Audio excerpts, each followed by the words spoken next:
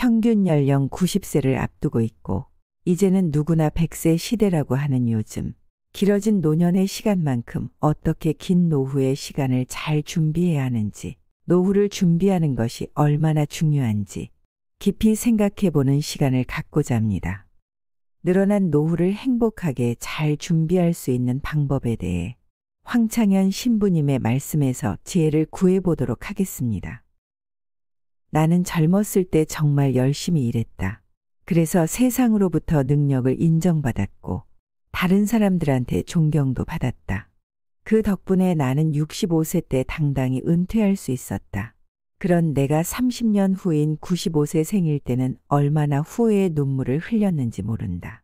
내 인생 전반기에 해당하는 65년은 너무도 자랑스럽고 떳떳했지만 후반기 30년은 참으로 부끄럽고 비통한 삶이었기 때문이다. 나는 퇴직 후에 지금까지 참 열심히 살았으니 이제 남은 인생은 그냥 보너스라 생각하자. 그저 무탈하게 조용히 살다 가자고 다짐했었다. 그러다 문득 내 후반생을 돌아보니 참으로 덧없는 삶이었다는 걸 깨닫게 되었다. 그렇게 30년 세월을 보냈다. 30년이라면 내 인생 95년에서 3분의 1에 해당하는 긴 시간이다.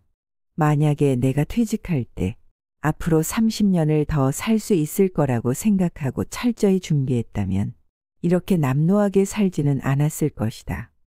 무언가를 다시 시작하기엔 65세라는 나이가 너무 늦었다고 생각한 것이 큰 잘못이었다.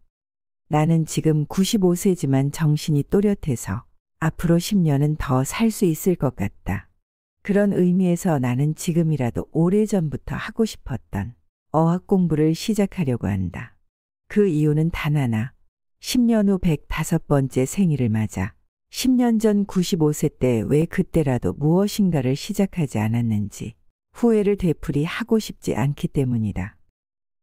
이 글은 95세 된 어르신이 남긴 수기입니다.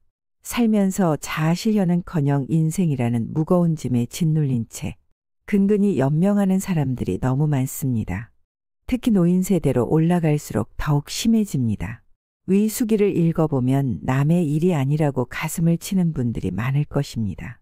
흔히 30부터 60살까지를 인생의 황금기라고 부릅니다. 오롯이 자아실현을 할 수 있는 시기이기 때문인데요. 자아실현이란 타고난 능력을 자신의 뜻대로 제대로 사용하는 걸 가리킵니다. 달리 말하자면 자신이 오래전부터 꿈꾸어온 일을 살아가는 동안 온전히 세상에 펼쳐내는 일입니다. 고대 그리스의 철학자 아리스토텔레스는 인간은 자신의 잠재력을 최대한 발휘함으로써 궁극적 목적인 행복에 도달할 수 있다고 말했습니다. 이것을 조금 더 쉽게 비유해서 말씀드리겠습니다. 강의를 나가면 강단에 물이 준비되어 있습니다.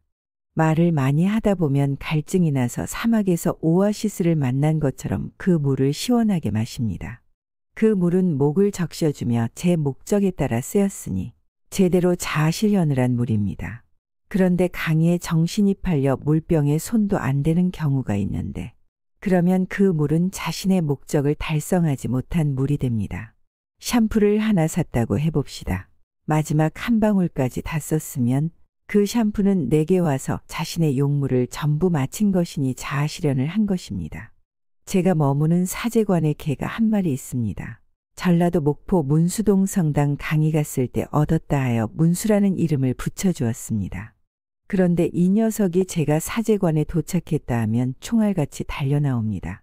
밤낮 가리지 않고 조그만 녀석이 저만 보면 가슴까지 뛰어오르며 반가워합니다. 그런데 이 녀석은 다른 신부님들이 오시면 짖지도 않고 물지도 않는데 제가 독신으로 사는 사제라는 걸 아는지 여자들만 오면 성질을 벌컥 내며 큰 소리로 짖어댑니다. 심지어 다리를 물기까지 하며 제게 접근하지 못하게 합니다. 문수 녀석은 정말이지 자신의 역할을 톡톡히 해내며 자아실현을 하는 개입니다. 그런데 제가 부모님들에게 자식 인생 살지 말고 본인 인생 살라고 하면 이렇게들 항변합니다. 신부님은 장가를 안 가서 우리 마음을 잘 모릅니다. 아이 제대로 키우는 게 최고지. 무슨 자아실현입니까?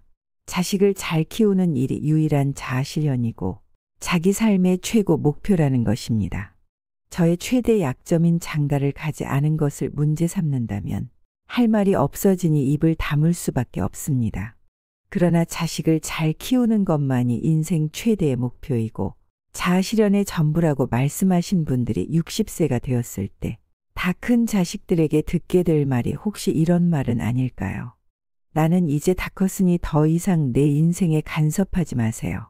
이제 제발 엄마는 엄마 인생을 사세요와 같은 말이라면 어떨까요? 지난 세월 한 번도 자신만의 인생을 꿈꿔본 적 없던 엄마는 자식이 말하는 엄마 인생이라는 게 무엇인지 잘 모르는 경우가 허다합니다.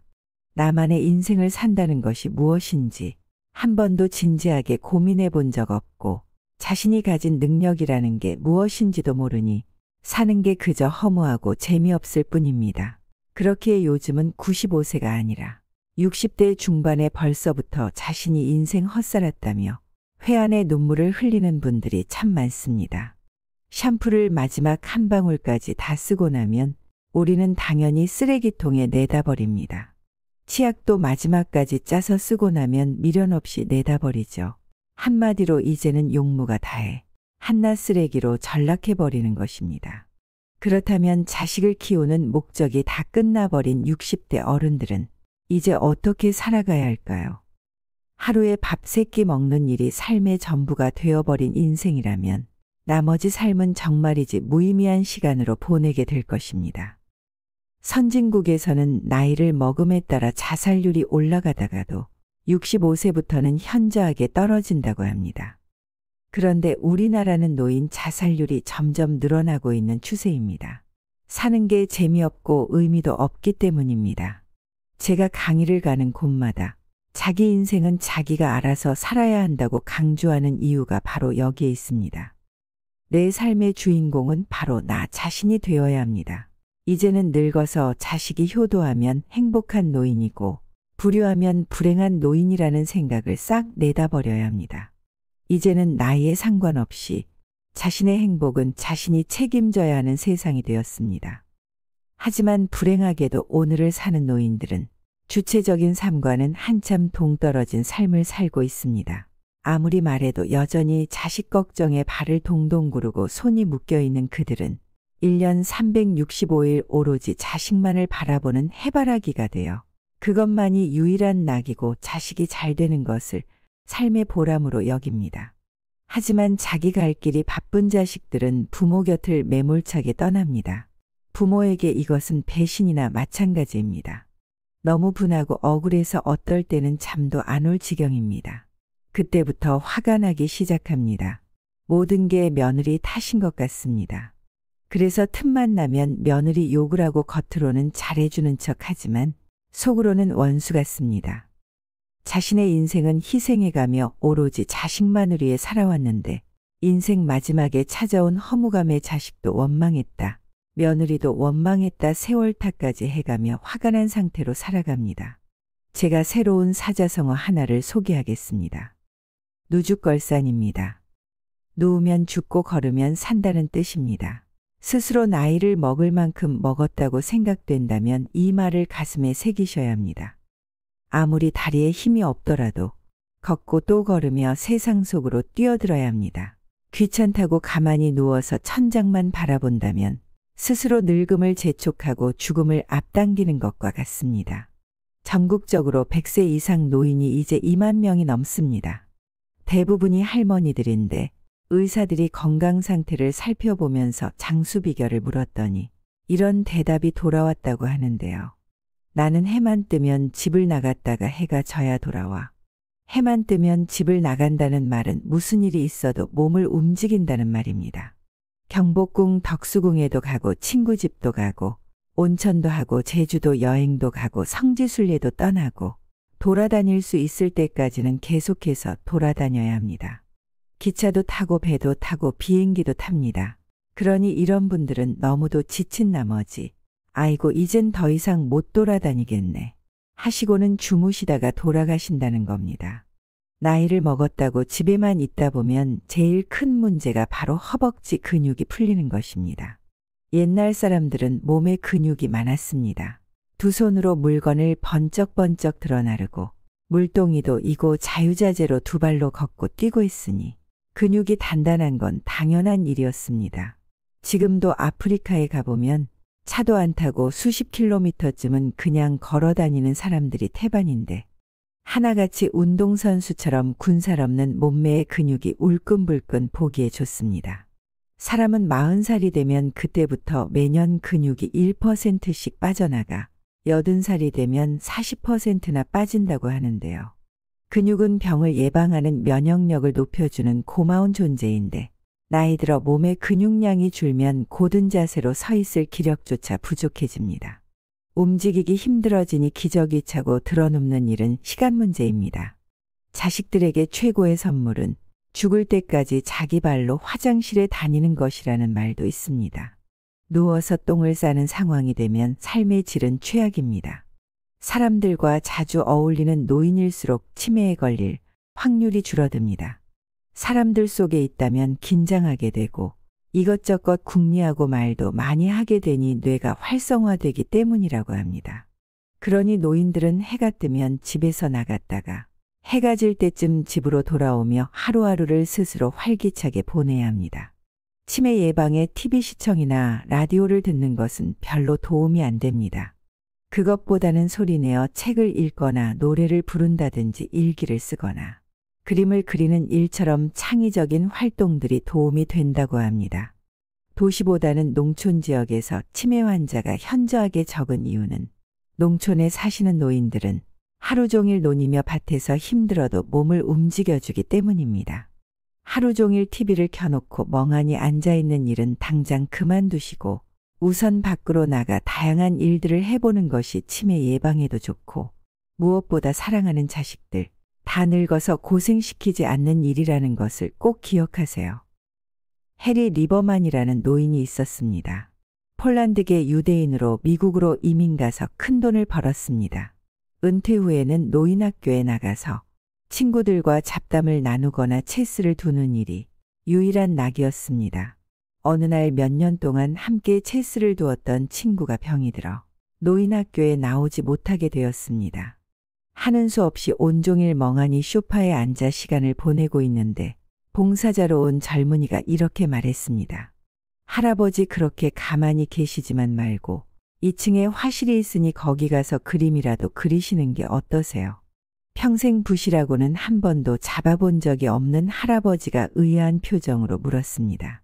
내 나이 이제 80살을 바라보고 있고 그림을 배워본 적도 없는데 어떻게 그리겠나. 또 이 나이에 그림을 배운다고 어느 세월에 제대로 된 그림 한 장이라도 완성하겠나. 그러자 젊은이는 배우는데 나이가 문제될 게 무엇이냐며 화실에 가서 구경이라도 하라고 권했습니다.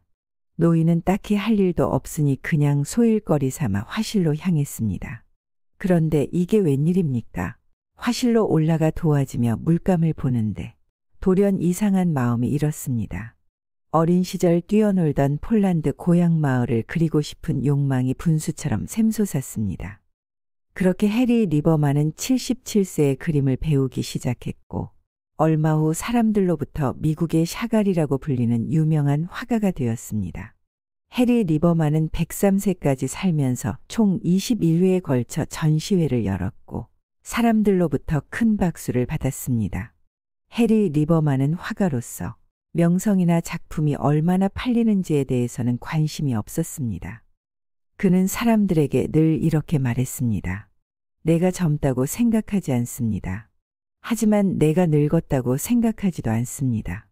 다만 지금은 내 나이만큼 성숙하다고 말할 수 있습니다. 성숙이란 연륜과 함께 오기 때문입니다. 늙어서 할 수 없는 게 아니라 할 수 있다는 용기가 없는 것입니다. 나이나 신분이나 현재 처해진 환경에 관계없이 자신에게 주어진 능력을 발견하고 갈고 닦아서 하루하루 최선을 다하는 삶이 진정한 인생입니다.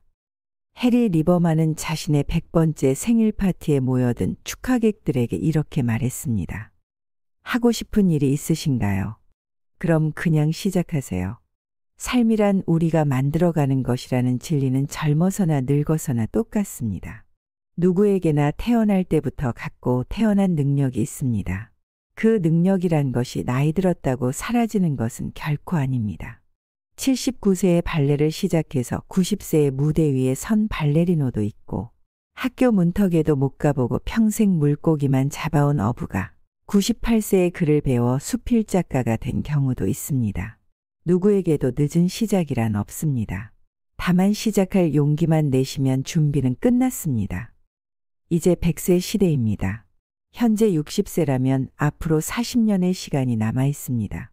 그토록 긴 시간이 자신의 인생 앞에 펼쳐져 있는데 집에만 틀어박혀 자식 탓 세월 탓만 하고 있다면 너무 안타까운 일입니다. 저는 강의 중에 가끔 이렇게 말해줍니다. 여러분, 여행은 가슴이 떨릴 때 가야지 다리가 떨릴 때 가면 안 됩니다. 그러면 한바탕 웃고 나서 이런 답변이 돌아옵니다. 말씀은 좋은데 아이들 공부도 시켜야 하고 결혼도 시켜야 하고 아직 내가 해줄 게 많으니 나중에 갈게요. 하지만 나중이란 있을 수도 없을 수도 있습니다. 세상에 가장 허망한 약속이 바로 나중에입니다. 무엇인가 하고 싶은 일이 있다면 지금 하십시오. 영어로 present는 현재라는 뜻인데 선물이라는 뜻도 있습니다. 우리에게 주어진 현재라는 시간 그 자체가 선물입니다. 오늘을 충분히 즐기지 못하고 미루는 사람은 내일도 나중에도 행복은 없습니다. 오늘을 행복하게 살지 못하는데 20년 더 살 기회를 준다 해도 의미는 없습니다. 그러니 매일매일 감사하시고 경이로운 날로 만들어 가세요. 인생은 무엇보다 먼저 재미있어야 하고 그 다음에 의미가 뒤따라야 합니다. 그러나 단지 의미만 찾는 사람들은 답답합니다. 의미만 따지자면 경직되고 타협할 줄 모르고 고집을 부리게 됩니다. 반면에 재미만을 추구하면 주변을 괴롭게 만듭니다. 자신의 재미만 추구하느라 가족이나 친구들을 힘들게 할 수 있고 고통에 빠뜨립니다. 그러니 재미와 의미를 동시에 찾아야 합니다. 그래야 두루두루 기쁘게 살 수 있습니다. 자식 사랑만 하지 마시고 제일 소중한 자기 자신을 소중하게 대하고 사랑하시기 바랍니다. 그렇게 살다가 죽어서 하늘로 올라가더라도 세상 참 잘 살다 왔다. 세상살이 참 즐거웠다 말할 수 있습니다. 오늘 지혜의 말씀이 여러분에게 많은 도움이 되시기를 바랍니다. 여러분의 여생이 더욱 행복하시길 소망하겠습니다. 시니어를 위한 모든 것 시니어 톡톡이었습니다. 더 유익한 내용으로 찾아오겠습니다. 오늘 내용이 도움이 되셨다면 구독과 좋아요 부탁드립니다. 감사합니다.